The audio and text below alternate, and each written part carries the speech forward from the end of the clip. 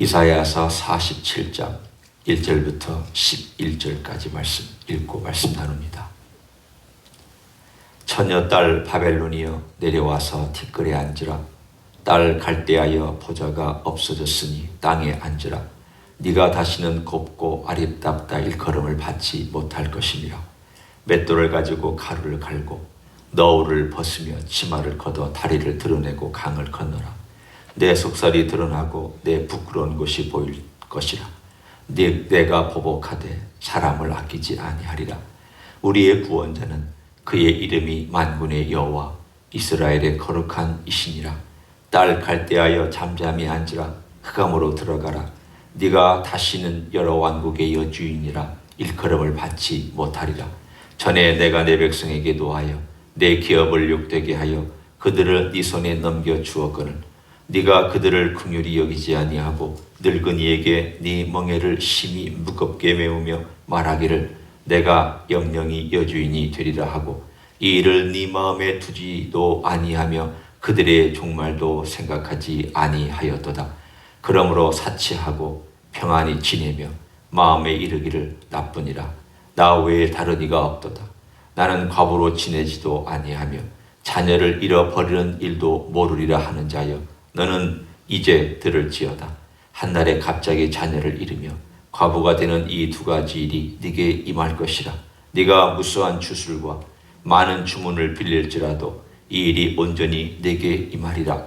네가 네 악을 의지하고 스스로 이르기를 나를 보는 자가 없다 하나니 네 지혜와 내 지식이 너를 유혹하였음이라.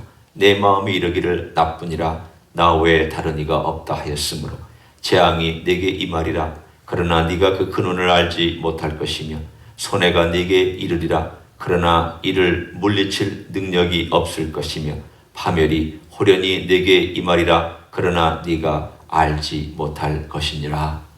아멘. 47장은 바벨론에 대한 하나님의 예언입니다.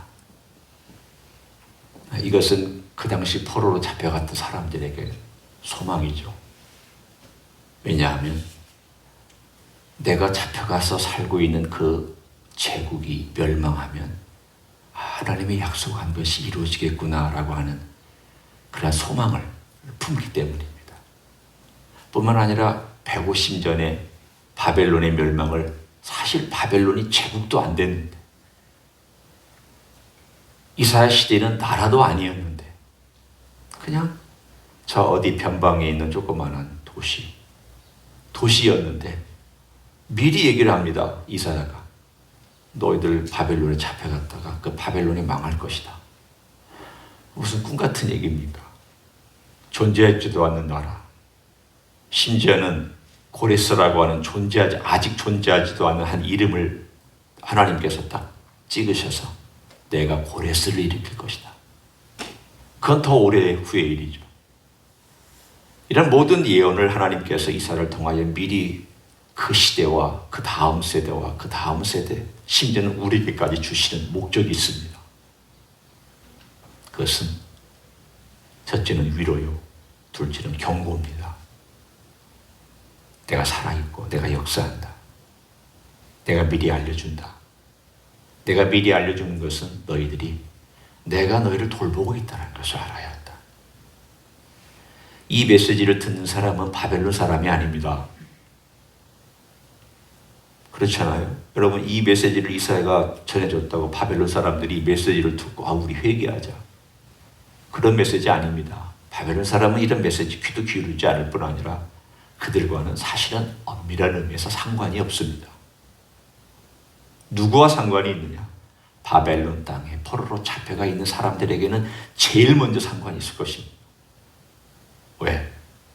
내가 살고 있고 내가 먹고 있고 내가 장사하고 있고 내가 숨쉬고 있고 내 자식을 기르고 내가 집터를 마련했으면 내 땀을 흘리고 있는 어떤 의미로 보면 내 삶의 터전 있는 이 바벨론 제국이 멸망하고 내가 너를 다시 데려올 거다. 이런 메시지니까 사실은 바벨론 주민들에 대한 메시지가 아니라 하나님에 대한 메시지, 하나님의 백성에 대한 메시지입니다. 하지만 이 메시지를 통하여 우리에게 모든 세대 사람들에게 말씀해 주시는 내용이 있습니다. 바벨론에 대한 이야기를 들어라. 바벨론은 나를 대적하는 세력의 집합체다. 나를 대적하는 모든 세속적인 문명의 집합체다. 바벨론에 대해서 여러분 압니다. 바벨론은 옛날부터 있었던 바벨탑이 있었던 그 동네. 하나님께 대항하여 꼭대기까지 올라가 보고 하나님과 견주어 보려고 했던 그 바벨탑이 있었던 동네. 먼 옛날 얘기죠. 그런데 그 정신은 여전히 살아서 계속 그 바벨론이란 지역에 머물러 있었습니다.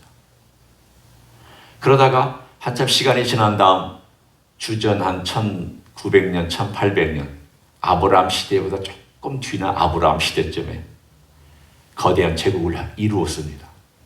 한번 이루었습니다. 여러분이 알고 있는 함무라비 법전, 그때 만들어졌습니다.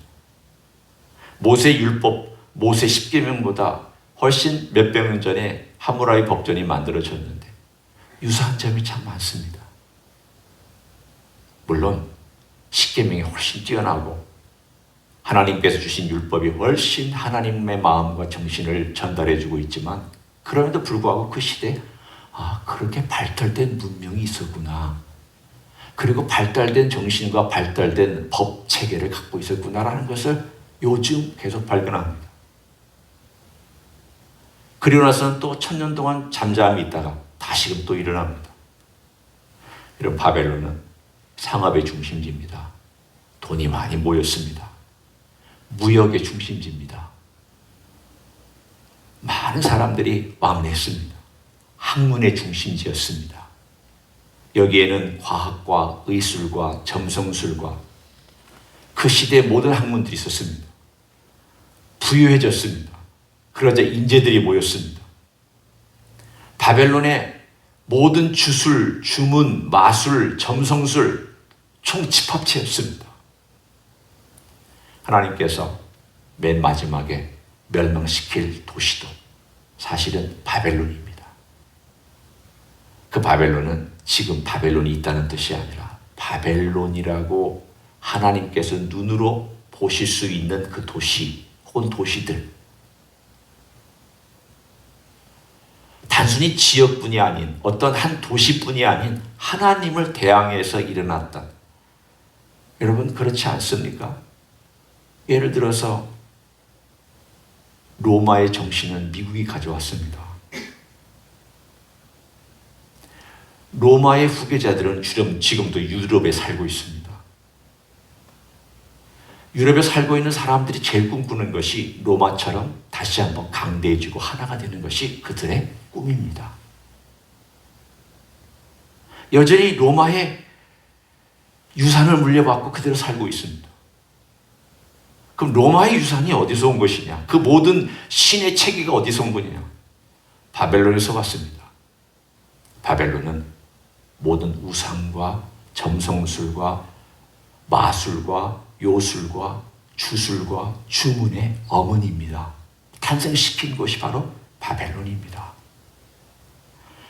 따라서 맨 처음 탄생시킨 이 바벨론이 맨 마지막 요한계시록에 멸망하는 것은 하나님의 만들어놓은 정한 이치요 운명입니다. 이걸 왜 알려주시느냐? 바벨론은 멸망할 운명이다. 그리고 그들의 특징을 봐라. 그들의 특징은 나 외에 다른 이가 없다. 두 번이나 하나님 말씀해 주셨습니다. 나 외에 다른 이가 없다. 여기 10절에 한번 분명히 보십시오. 네가 네 악을 의지하고 스스로 이르기를 나를 보는 자가 없다 하나니 내 지혜와 내 지식이 너를 유혹하였습니다. 내 마음이 이르기를 나뿐이라 나 외에 다른 이가 없다. 어디서 여러분 많이 들어본 표현 같지 않습니까? 어디서 들어보셨습니까? 하나님께서 자신에게 쓰실 때 쓴 표현입니다. 나 외에 다른 하나님이 없다. 나 외에 다른 이가 없다. 그런데 이 비슷한 표현을 바벨론 사람들이 자기들이 씁니다. 우리밖에 없다. 우리는 최고의 문명을 자랑한다. 이 성벽을 봐라. 이 거대한 도시를 봐라. 우리의 과학과 우리의 건물 건축술과 우리의 가지고 있는 문명을 봐라. 얼마나 거대하냐. 이게 망한다는 건 말이 안 된다. 그들은 가장 높은 곳에서 자기들이 영원할 것처럼 그렇게 호언장담했습니다. 그래서 하나님께서 이렇게 말씀하십니다. 너희들이 호련히 멸망할 것이다. 갑자기 멸망할 것이다. 스스로 높아진 너희들이 갑자기 호련히 멸망할 것이다. 여러분, 오늘 47장에는 흥미로운 단어가 두 개가 나옵니다. 제가 이미 사용했습니다. 하나는 스스로라는 단어고요. 또 하나는 호련이라는 단어입니다. 우리가 읽었던 본문 10절과 11절에 하나씩 나옵니다. 제가 이미 10절 읽었죠. 네가 네 악을 의지하고 스스로 이르기를.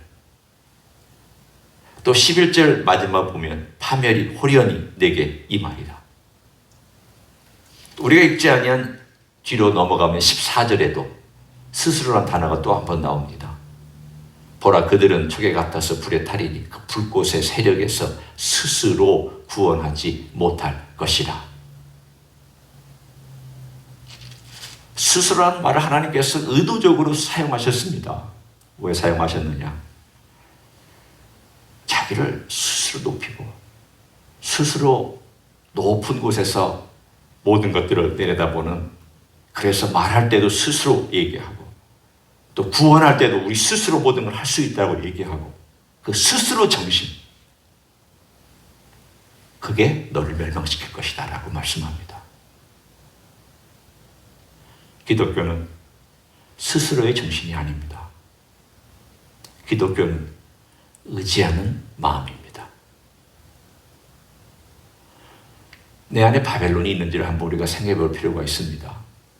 스스로 하는 것, 스스로 높아진 것, 스스로 독립해서 살고 있는 것, 스스로 모든 것을 결정하는 것, 스스로 내가 내 왕국을 가지고 있는 것, 스스로 내가 성벽을 치고 누구도 들어오지 못하게 만들고 있는 어떤 안전한 장소, 나만의 장소, 하나님의 주권도 침범하지 못하며 그리스도의 주권도 들어오지 못하게 만든 나만의 장소가 바벨론입니다. 그것은 호련히 멸망하게 되어 있습니다. 그러면 여러분은 이렇게 물을 수 있습니다. 그리스도인에게도 바벨론이 있나요? 네, 있습니다. 겉에 쌓아놓지 않아도 내 마음에 바벨론 쌓아놓고 살 수 있고요. 내 영혼 속에, 내 심령 속에, 내 마음 속에 바벨론 쌓아놓고 살 수 있습니다. 뭐가 바벨론이냐? 하나님의 주권, 우리 예수님의 주권이 미치지 못하게 만든 것들은 바벨론입니다.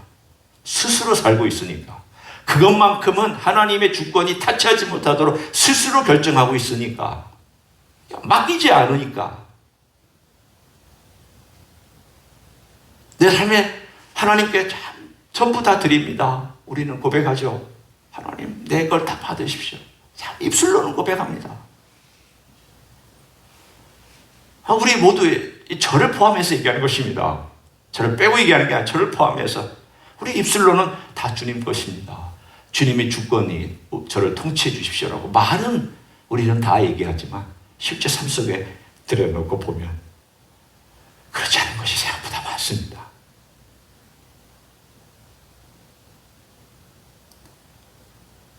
구원은 나를 위해서 전부를 주신 그리스도에게 내 삶의 주권 전부를 드리는 것이 구원입니다.